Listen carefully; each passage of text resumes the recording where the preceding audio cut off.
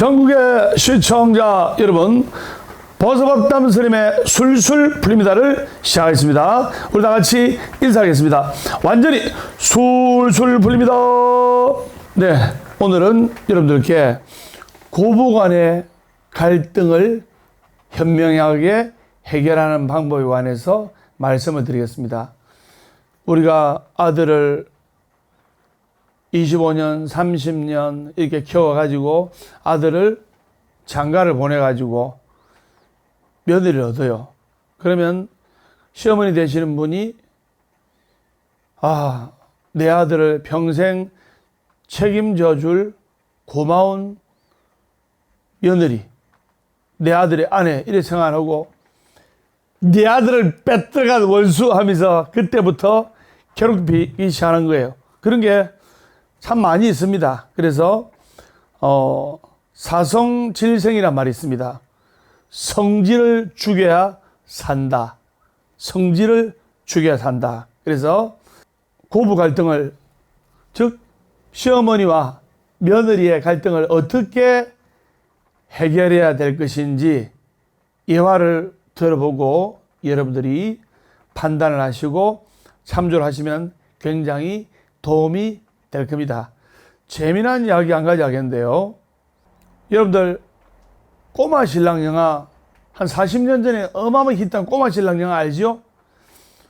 7살 먹은 어린 신랑이 10년 가까이 차이 나는 아내를 얻어가지고 일어난 에피소드를 여러분들 영화로 보셨을 겁니다. 그래서 아들이 16살 먹은 다 큰 색시와 결혼했어요.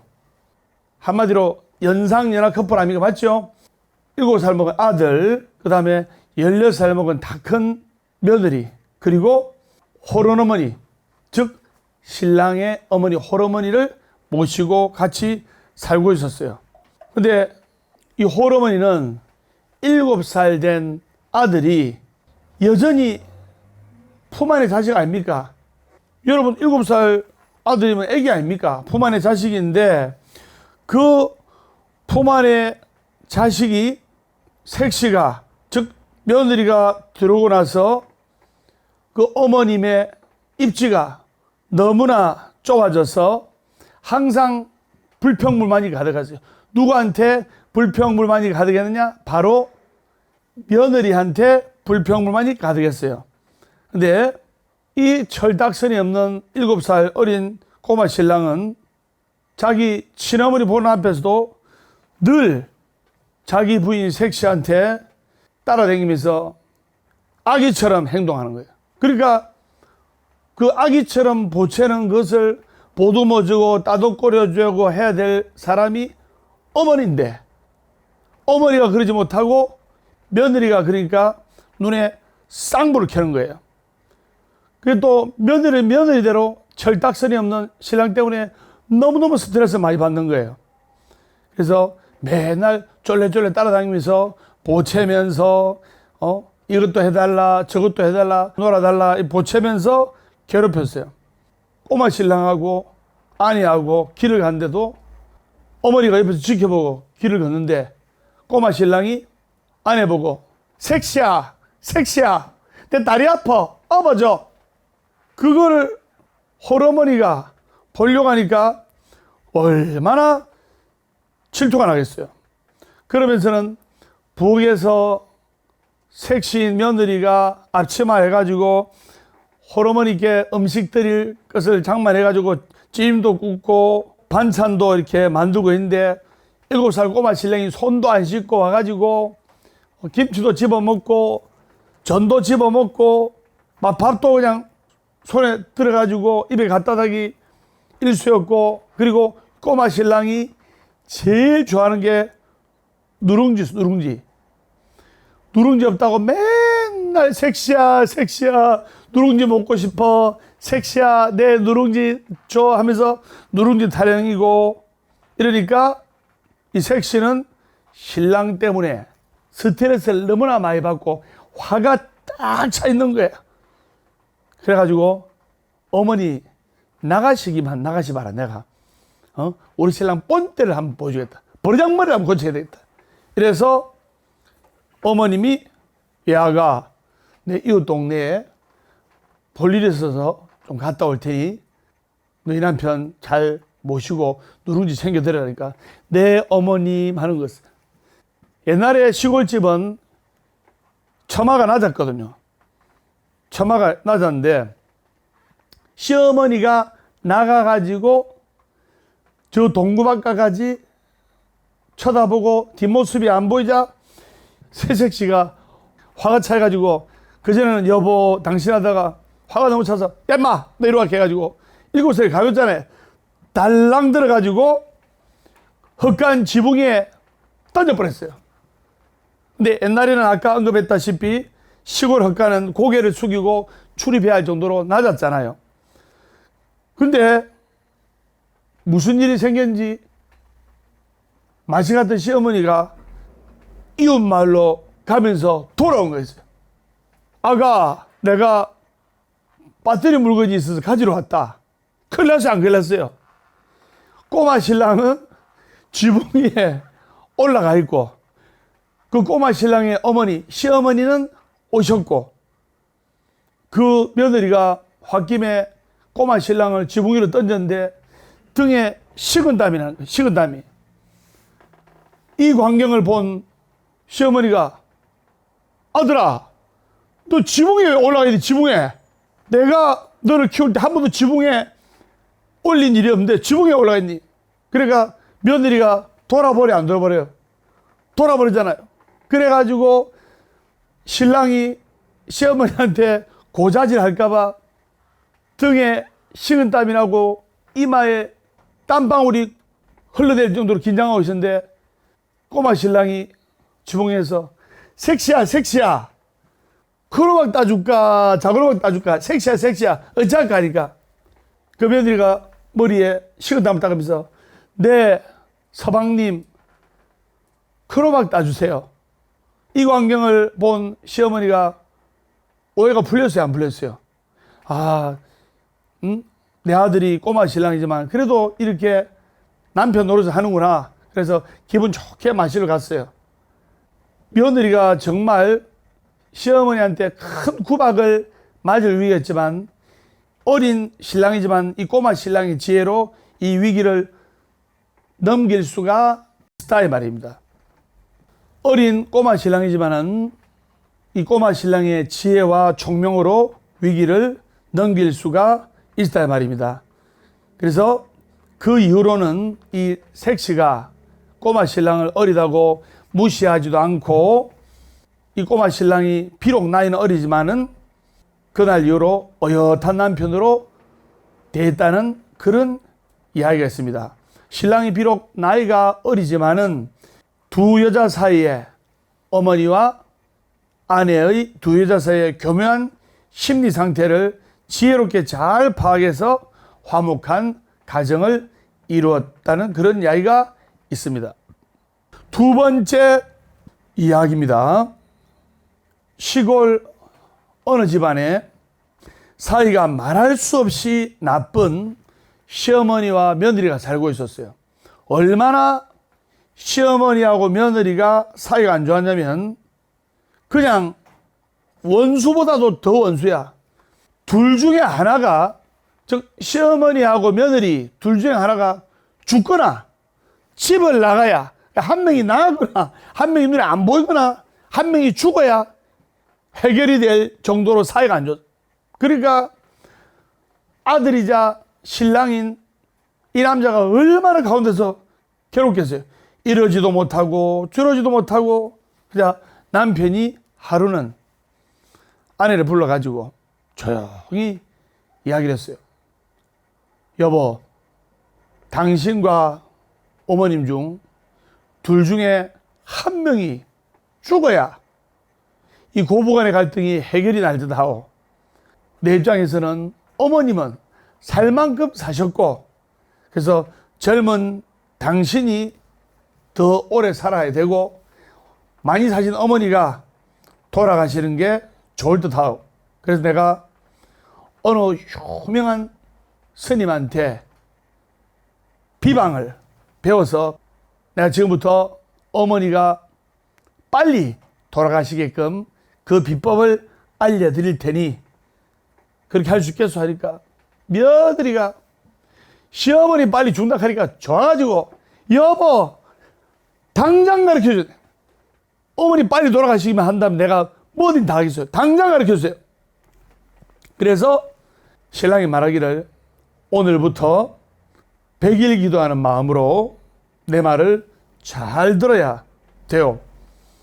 매일 삶은 계란 3개를 어머니께 아침, 점심, 저녁으로 갖다 드리도록 하오. 그리고 갖다 드릴 때 삶은 계란을 정성껏 갖다 드릴 때 마음속으로 축원을 어머니 이거 먹고 빨리 죽으세요. 이렇게 하지 말고 이렇게 하면 더 빨리 돌아가시는 게 아니고 더 오래 무병장수하니까 그러지 말고 반대로 착한 마음으로 정성을 다해서 어머니 건강하고 오래오래 사시고 행복하세요. 관세음보살 이렇게 속으로 빌면 100일째 되는 날에 반드시 어머님이 죽게 된다는 효험이 있어. 그렇기 때문에 내 시기도 할 수 있어 하니까 여보 당신 시킨 대로 할게요. 안 그래도 눈에 가신 시어머니가 빨리 죽기를 바라고 있었는데 남편이 자기 마음을 너무나 잘 알고 비법을 가르쳐 주었기 때문에 부인은 속으로 너무너무 신난 거예요. 신나고 살맛이 났어요. 그래서 그 다음 날부터 정해진 시간에 아침 8시 그리고 낮 12시 그리고 저녁 6시 딱 시간 맞춰가지고 그전에는 어머니랑 말다툼하고 대판 싸워가지고 이거 사 나가 뒤지라 나이 많은 어머님이 빨리 돌아가세요 이렇게 대판 싸우고 하다가 갑자기 며느리가 정성스럽게 삶은 달걀을 아침 8시 낮 12시 저녁 6시에 식사와 함께 드리면서 어머니 맛있게 드십시오 이런 거예요. 이러면서 며느리는 마음속으로 어머니 빨리 죽으세요 이게 아니고 어머니 오래오래 사시고 무병장수하시고 행복하십시오 이렇게 남편의 비방대로 축원했어요. 이게 사실은 빨리 죽으라는 거 아닙니까? 맞죠? 그래서 이렇게 하고 열흘이 지나고 20일이 지나고 30일이 지나고 2달이 지나고 지났어요. 근데 시어머니가 가만히 살펴보니까 며느리가 그전에는 밥을 주도 찬밥에 건성으로 주고 했는데 시어머니가 며느리의 모습을 보니까 정말 진심을 다하는 것처럼 보이고 진심에서 우러나오는 것을 느낄 수 있었어요. 며느리는 진심을 다해서 어머님 오래 사십시오. 무병장수하십시오. 어머니 건강하십시오. 관세음보살 이렇게 해야 100일 있다가 눈에 가시 같은 시어머니가 돌아가신다고 했기 때문에 그 비방들 하는 것을 뿐이었는데 어머니 입장에서는 정말 친절하고 공손한 며느리의 진심에서 계란을 계속 이렇게 먹었어요. 계란이 영양가가 높아요? 낮아요? 높죠? 단백질 아닙니까? 그전에는 죽만 먹고 찬밥만 먹고 하던 시어머니가 따끈한 된장찌개에 맛있는 음식에 계란까지 아침, 점심, 저녁으로 한 끼도 안 빠지고 드시니까 한 2달 정도 지나니까 시커먼 축축하던 시어머니가 얼굴이 뽀얘지는 거예요. 석 달이 넘었어요. 석 달이 넘었고 99일째 되는 날이죠. 99일째 되는 날에 야 드디어 내일이면 눈에 가시 같은 시어머니가 돌아가신다. 이렇게 90일 넘게 생각하다가 갑자기 내일 어머니가 돌아가신다고 생각하니까 이 부인은 남편 앞에서 펑펑 울면서 대성통곡을 하는 것이었어요. 그러면서 남편의 손을 잡고 울부짖듯 말했어요. 여보, 알고 보니 우리 어머니 참으로 인자하고 훌륭하신 분이셨는데 제가 못돼 먹어서 제대로 모시지 못하고 나쁜 비법까지 있어서 내일이면 어머니가 돌아가시니 일 어쩐단 말입니까? 제가 못된 여인이 여보 다시 그 원력 있는 스님한테 가서 어머님이 100일째 되는 날 죽지 않고 살아나는 비법을 가르쳐 주십시오. 제발요. 그날 이후로 시어머니하고 며느리는 서로의 마음을 이해하고 서로의 마음을 감사하고 그리고 말 한마디를 하더라도 시어머니는 며느리 입장에서 또 말 한마디를 하더라도 며느리는 시어머니 입장에서 이렇게 말과 행동에 오해함이 없이 믿음으로 좋은 관계를 유지하면서 평생을 행복하게 살았다는 이야기가 있습니다.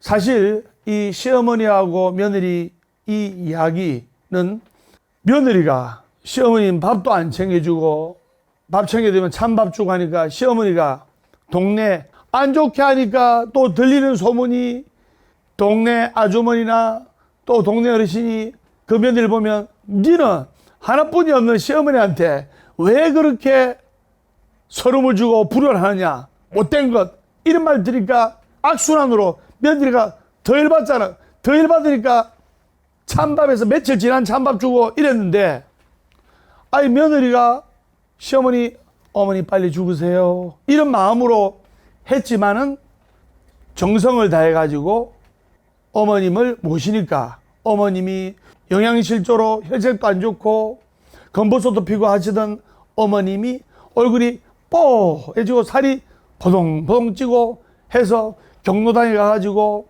할머니 친구들 만나고 하면 친구야 니 요새 얼굴이 왜 이리 좋노? 우리 며느리가 아침 점심 저녁 따끈한 된장찌개에 계란도 해주고 너무너무 내가 건강이 좋아지고 기분이 좋아. 며느리가 너무너무 나한테 효도를 다해. 이렇게 온 동네 다니면서 떠벌리고 다니면서 칭찬을 하면서 며느리 효심을 기특하게 이야기를 하니까 돌아오는 소문이나 돌아오는 말이 보는 사람마다 네가 요즘 네 어머니한테 그래 잘한다면서 동네 어르신이나 친구나 또는 경로당의 할머님들이 그 며느리를 칭찬하고 온 동네방네 며느리가 효녀라고 하니까 가는 곳마다 칭찬을 하고 좋은 말 해주니까 기분이 좋아요 안 좋아요? 기분 좋잖아요. 그래서 그 며느리가 99일째 되는 날 진정으로 참회하게 된 그런 이야기였어요. 그래서 두 이야기가 모두 21세기 환경에는 100% 맞는 건 아니지만은 그래도 이 교훈은 정말 21세기에 뒤지지 않는 큰 교훈이라고 생각이 됩니다.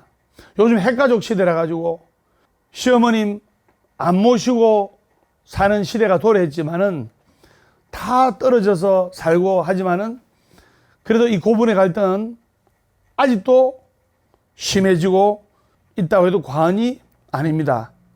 자, 그러면 이 두 가지 이야기 중에서 여러분들 교훈을 얻어야 돼. 교훈을 단순히 재미난 이야기로 치부하면 안 되고 교훈을 얻게 돼. 바로 뭐냐? 고부간의 갈등이나 불협화음의 해결 열쇠는 누구한테 있다? 바로 아들이자 남편인 한 남자에게 있는 거예요. 두 여자 사이에 시어머님과 며느리 사이에 이 한 남자의 현명한 지혜가 절실히 필요하다고 할 수가 있는 거예요. 아까도 언급했지만 요즘은 대부분 분가해서 독립해서 살아가는데 그러면 고본의 갈등이 많이 없어졌다고 하지만은 사실은 더 심해진 거예요. 그래서 요즘은 21세기지만 고부간의 갈등이 더 심해졌습니다. 그래서 고부간의 갈등이 조금이라도 불자님들께, 신도님들께, 시청자 여러분들께 도움이 될 것 같아서 몇 가지 말씀을 드리겠습니다.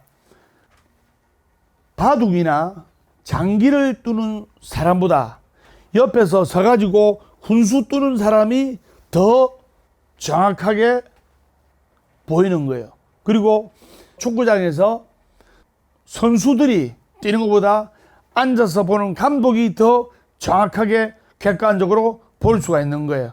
그렇듯이 많은 신도님들과 또 스님이 고부간의 갈등도 많이 해결해 드렸어요.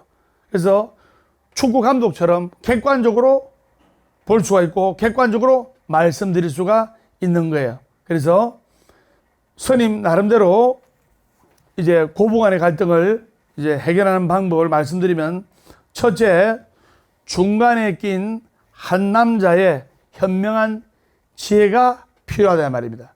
아들이자 신랑의 역할을 하는 이 남자의 현명한 지혜와 총기가 필요하다 말입니다. 그래서 가정을 꾸리게 된 남자는 어머님과 있는 가정으로부터, 즉 모체의 가정으로부터 독립했기 때문에 그 어떤 것부터 우선해야 부부 중심으로 살림살이가 꾸려지는 것을 판단해야 되는 거예요.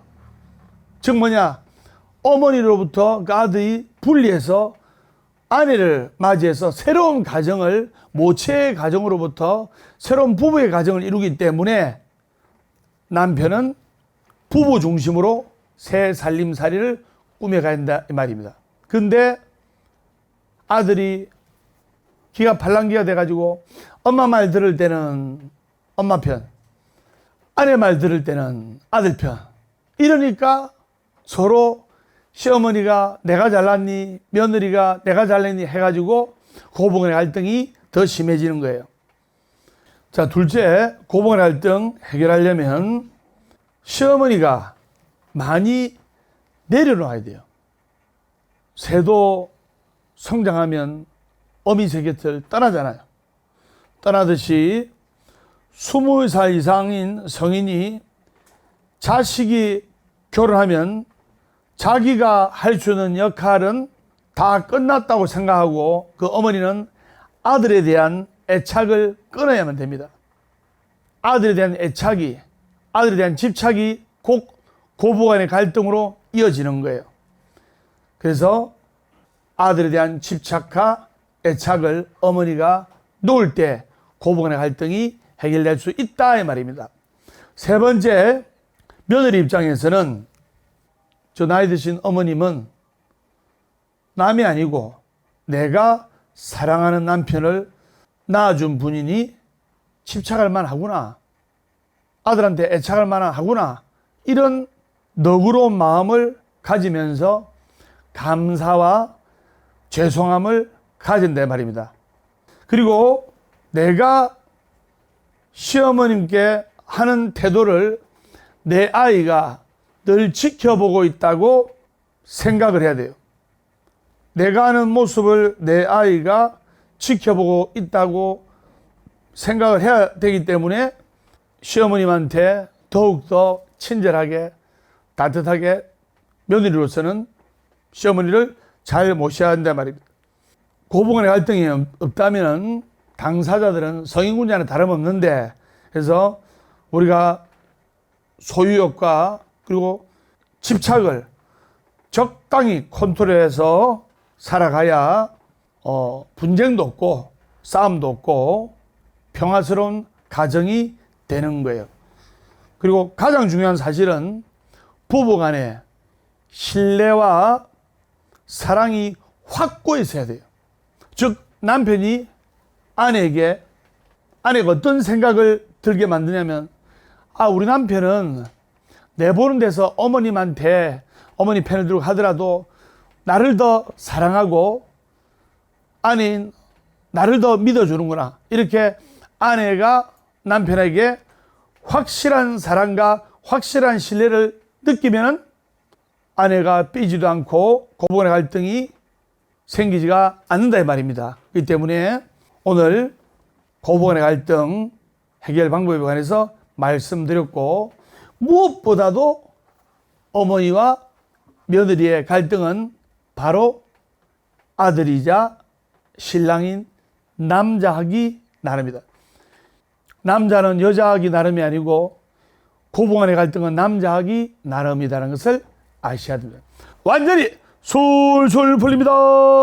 우리가 고부간의 갈등이 있음으로써 스님의 법문을 듣고 그리고 기도를 하고 이렇게 해서 고부간의 갈등도 해결하고 또 나이도 먹고 또 세월이 흘러갑니다.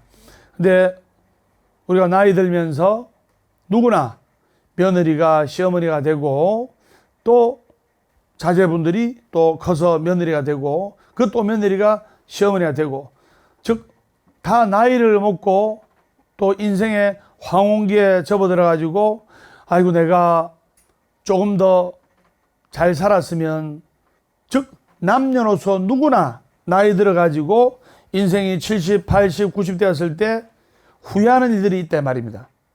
즉 늙음하게 후회하는 일들을 잘 스님한테 새겨 듣고, 그래서 여러분들이 금강경 사상대로 아상인상, 중생상, 수자상을 내려놓고 응무소주의 생기심이라 집착하는 마음, 애착하는 마음을 내려놓고 하루하루 인생을 열심히 살아나가면 늙음하게 나이 들어서 후회하는 일들이 줄어들고 없어진다 말입니다. 그래서 여러분들이 지금부터 스님이 나이 들어서 후회해야 될 일들, 이것을 가르쳐 드릴 테니까 시청자 여러분들은 잘 메모하시고 체크하셔가지고 나이 들면 후회해야 될 일을 안 해야 되겠다. 지금부터라도 나이 들어서 후회될 일을 안 해야 되겠다. 자, 나이 들어서 후회하는 일들. 첫째, 평소에 운동을 하지 않은 것에 관해서 후회를 합니다. 제가 어느 분이 이제 돌아가시게 되었다 해서 임종연부를 가게 되었는데, 그러니까 50대 되는 젊은 여성분이 고혈압에다가 뭐 신부전증에다가 합병증 해가지고 이게 큰 지병으로 돌아가시게 되었어요. 그래서 그분이 돌아가시면서 제 손을 꼭 잡고 말씀하시기를, 스님요, 제가 평소에 걷기 운동이라도 하고 일주일에 한번 등산이라도 했으면 이런 병이 안 생겼을 건데 먹고 산다고 돈의 노예가 돼가지고 이렇게 병에 걸려가지고 죽게 되었습니다. 너무너무 후회합니다. 그분은 이제 3일에 돌아가셨는데요. 그래서 스님이 49제를 정성스럽게 해드렸지만 이렇게 늙음하게 후회되는 일들이 바로 뭐냐? 운동하지 않은 것. 평상시 때 운동을 해야 돼요. 하루에 20분만 걸어도 건강을 어느 정도 유지할 수가 있다 이 말입니다. 자, 나이 들어서 후회하는 일들. 둘째, 좋은 일과 봉사활동을 많이 못한 것. 나이 들어가지고 기력이 떨어져가지고 제대로 잘 걷지도 못하고 이럴 때, 아이고 내가 젊었을 때 좋은 일도 좀 많이 하고 그리고 봉사활동도 좀 해야 되는데 좋은 일과 봉사활동을 못한 것이 너무나 한스럽습니다. 이렇게 말씀하시는 분을 종종 봤어요. 첫째는 평소 운동을 하지 못한 것에 관해서 우리가 나이 들면 후회하게 되고, 둘째, 좋은 일과 봉사활동을 하지 못한 것에 대해서 후회하게 되고, 또 나이 들어서 후회하게 될 일. 셋째, 수행을 다부지게 하지 않은 것. 수행과 기도를 다부지게 하지 않은 것에 관해서 우리는 후회하게 된다. 그래서 이렇게 백천만금 난주라. 불법을 만나기란 것은 정말 눈먼 거북이가 태평양 망망대해에서 바닷가에 둥둥 떠다니는 나무를 만나가지고 그 나무에 거북이가 턱을 개고 숨을 한번 내쉬는 것보다 더 만나기 어려운 것이 바로 불법이라는 겁니다. 제가 저번 시간에 말씀드렸잖아요. 만나기 어려운 불법을 우리는 만났습니다. 만나기 어려운 불법을 만났기 때문에 금생에 닦고 해야 된단 말입니다. 세 번째 얘기했고, 네 번째 중요합니다. 자식을 불자로 만들지 못한 거. 이 정말 중요한 거예요. 어머님이 30년 전에 다니면 뭐합니까? 어머님이 돌아가시면, 아버님 돌아가시면 좋은 데 가시라고 49제도 안 지내드리고, 그리고 어머님이 30년, 40년 절에 다니고 해도 자식들은 딴 종교로 가고 돌아가시면 제사도 안 지내드리고. 그래서 가끔 스님하고 상담하러 오는 불자님들 중에, 스님, 자식을 단속 못하고 다른 종교를 믿게 한 것이 정말 내가 한스럽고 스님께 면목이 없습니다. 가족끼리 설날이나 추석에 대화를 하다 보면 종교가 다른 아들이 종교가 다른 며느리를 만나가지고 대화도 안 되고 싸움박질 나고 고성이 오갈 때 정말 안타깝습니다. 자식이 5명 있었는데 3명은 불자요 2명은 다종교라. 그래서 부모님이 돌아가셔서 49제를 하려고 하는데 3명은 49제를 하려고 하는데 2명의 불자는 반대하는 거예요. 그러면 안 된다 이 말입니다. 그래서 자식을 불자로 못 만든 것에 관해서 후회를 한다. 완전히 술술 풀립니다. 5째, 성지순례를 많이 못 간 거.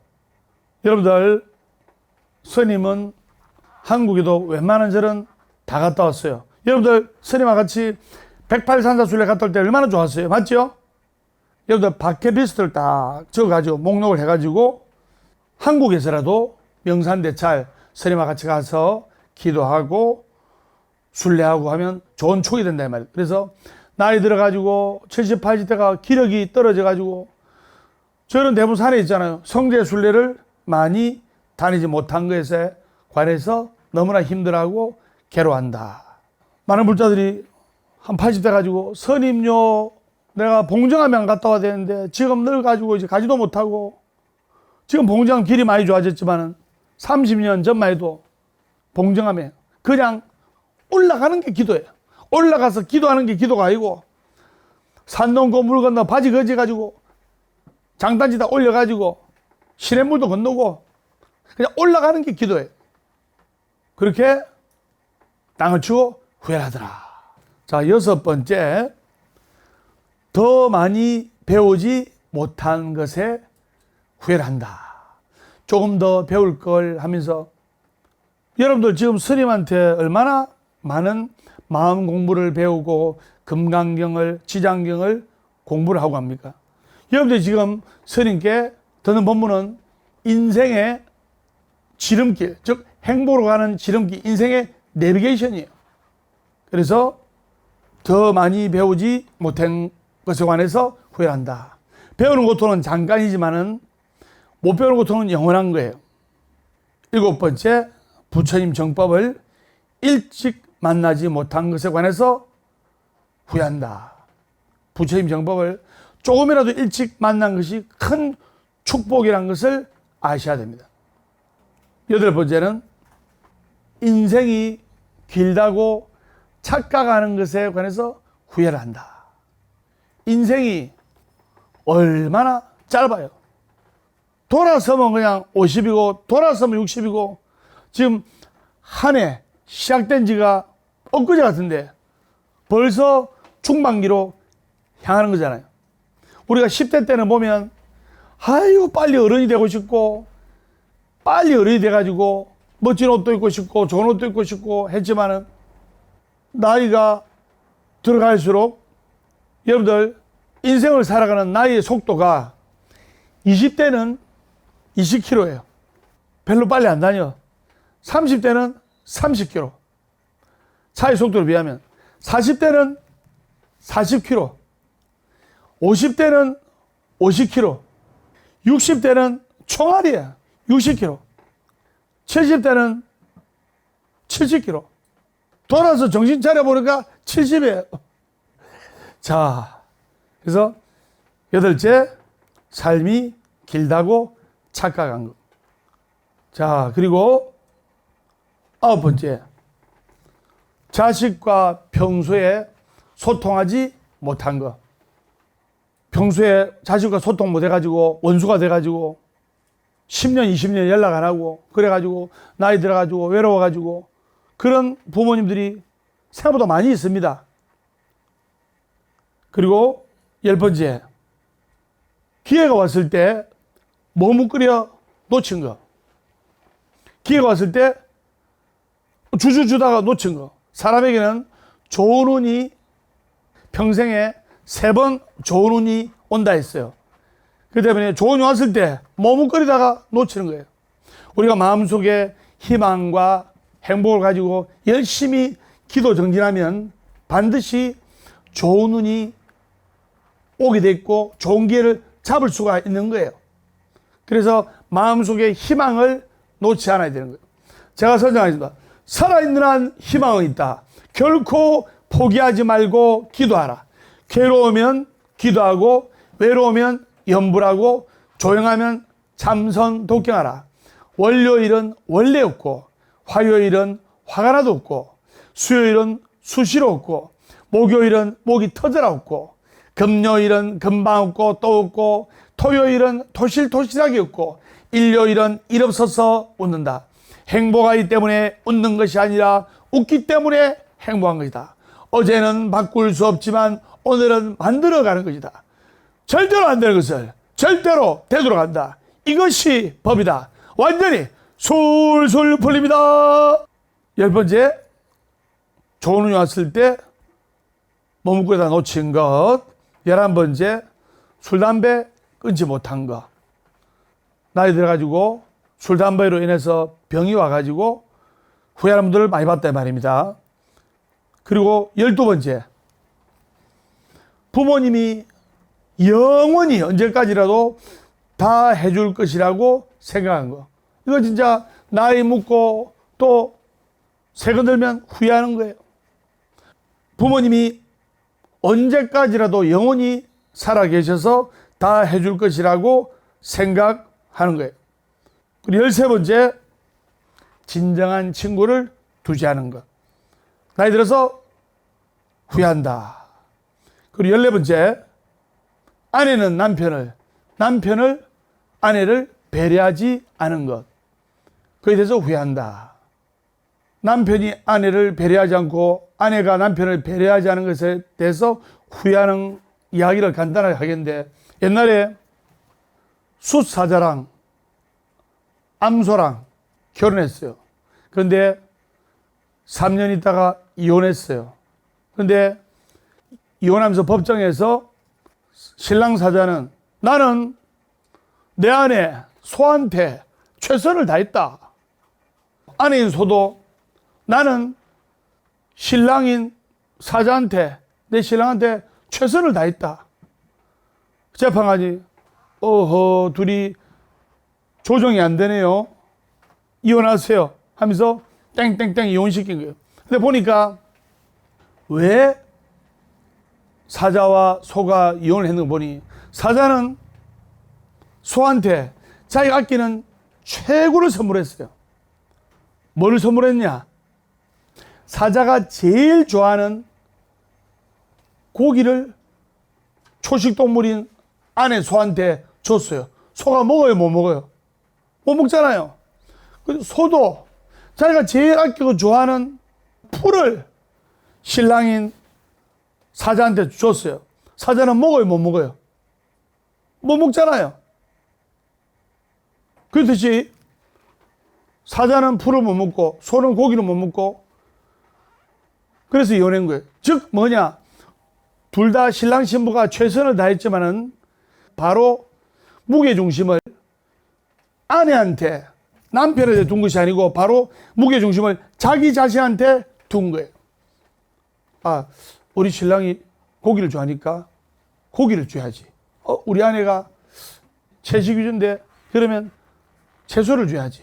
이런 식으로 상대방의 관점에서 있었던 게 아니고 바로 무게중심이 자기 중심에 무게중심을 뒀기 때문에 신랑 신부가, 즉 배우자가 이혼하게 된 거예요. 그래서 배우자를 배려하는 것이 좋다. 무게중심은 어디에? 바로 상대방에게. 무게중심을 상대방에게. 스님은 무게중심을 여러분들께. 완전히 술술 풀립니다. 그리고 다음에 나이 들어서 후회할 일, 늙음하게 저축을 하지 않은 것에 관해서 후회한다 해버려요. 나이 들면 여러분들 추석이나 설날 때 아들이나 며느리나 또는 사위나 딸이 어머님, 아버님 건강식품입니다. 이 드십시오. 이게 좋아요. 봉투에 10만 원 넣어가지고 현금을 주는 게 좋아요. 현금을 주는 게 좋아요. 왜? 그래야 뭐 묵고 싶은 거 사먹고 또 아프면 약으로 사 먹을 수 있잖아요. 나이 들어서는 금전이 어느 정도 있어야 됩니다. 그래서 늙음하게 돈을 저축하지 않은 것에 관해서 후회를 한다. 그 다음에 책을 많이 보지 못한 것에 관해서 후회를 한다. 아이고, 책 좀 볼 걸. 근데 요즘은 신기하게도 21세기는 유비쿼터스의 시대이기 때문에 책을 보는 현대인들이 점점점 줄어들어요. 스마트폰 열면 거기에 모든 정보가 다 들어있잖아요. 컴퓨터부터 인터넷.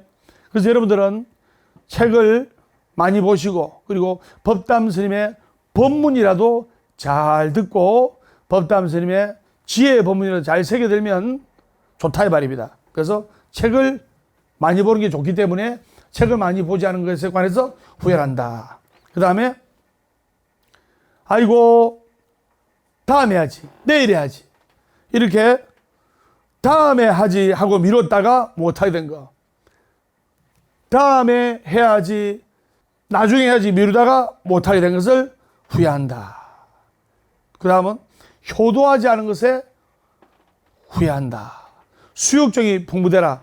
나무가 좀 시려가나 바람이 그치질 아니하고 자식이 부모에게 효도를 좀 하려고 하나 부모는 기다려주지 않는다는 말이 있습니다.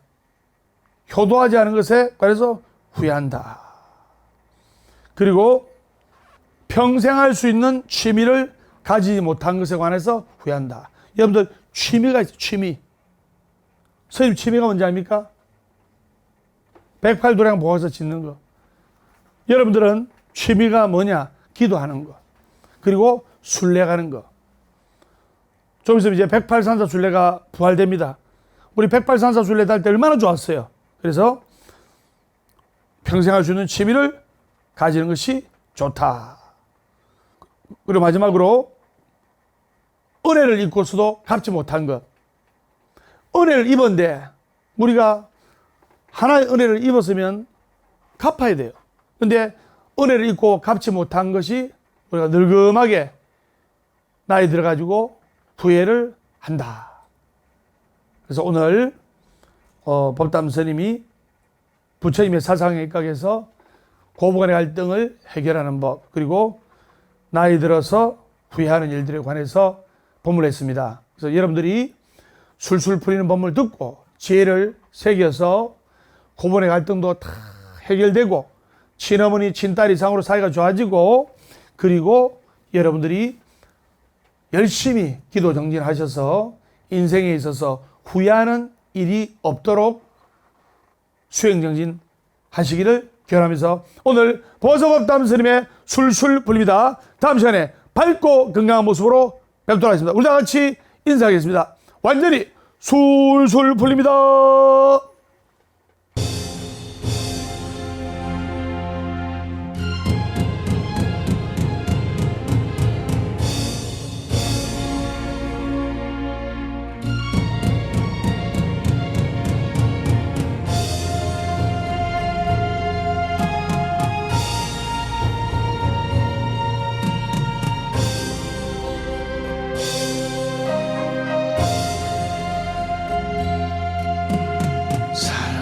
미움도 내려놓고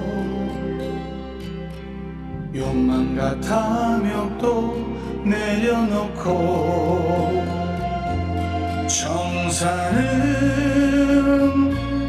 나를 보고 그렇게 살라네. 마음의 그리움도 내려놓고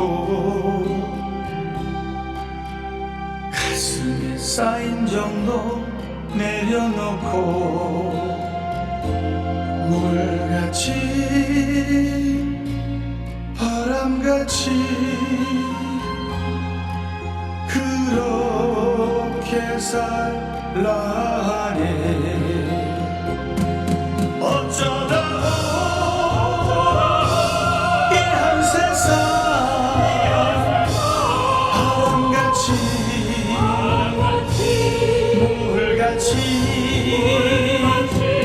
병에도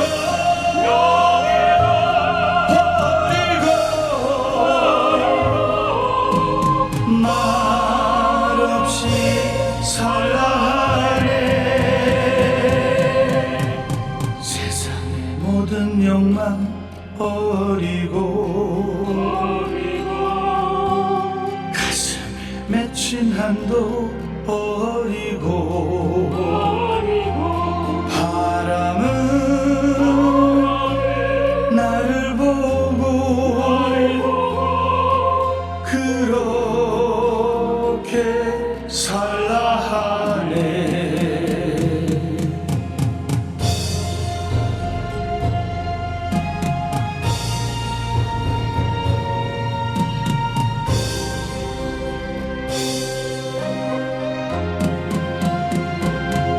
어쩌다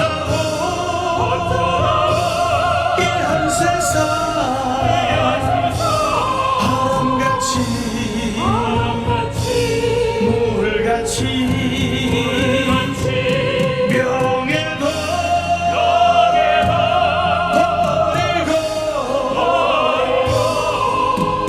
말없이 살라 해.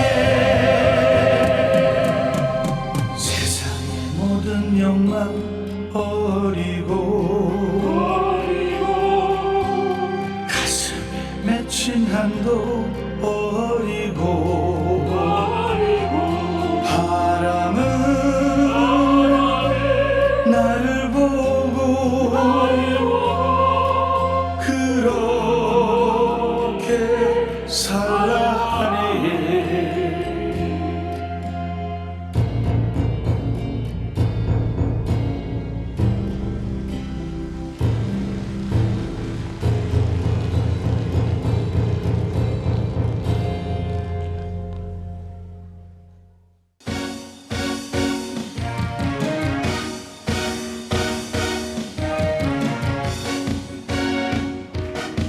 자, 손머리 올리쇼. 자, 이 노래 듣고 술술 풀리시기 바랍니다. 술술 풀릴 겁니다. 술술 풀릴 겁니다. 행복하려면 행복한 사람 곁에 술술 풀리려는 법당 스님과 함께 포기하지 마세요. 희망은 있어. 우리 다 함께 술술 풀릴 거야. 같이 월요일 원래 웃고 화요일 화가 나도 웃고 수요일 수시로 웃고 목요일은 목이 타게 웃는다. 빵빵빵빵빵빵빵. 금요일 금방 웃고 또 웃고 토요일 허실하게 웃고 일요일은 일 없어서 웃는다. 술술 풀릴 거야. 우리 모두 다 함께.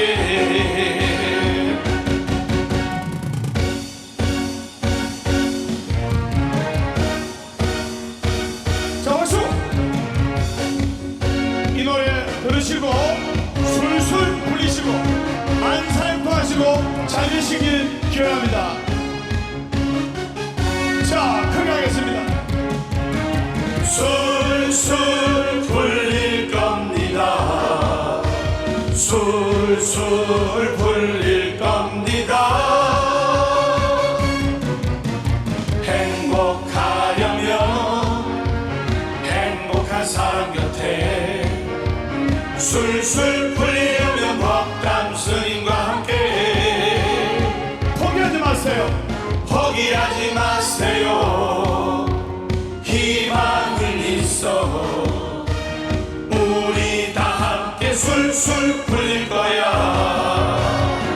준비하시고 월요일 원래 웃고 화요일 화가 나도 웃고 수요일 수시로 웃고 목요일은 목이 타게 웃는다. 금요일 금방 웃고 또 웃고 토요일 허실하게 웃고 일요일은 일 없어서 웃는다. 술술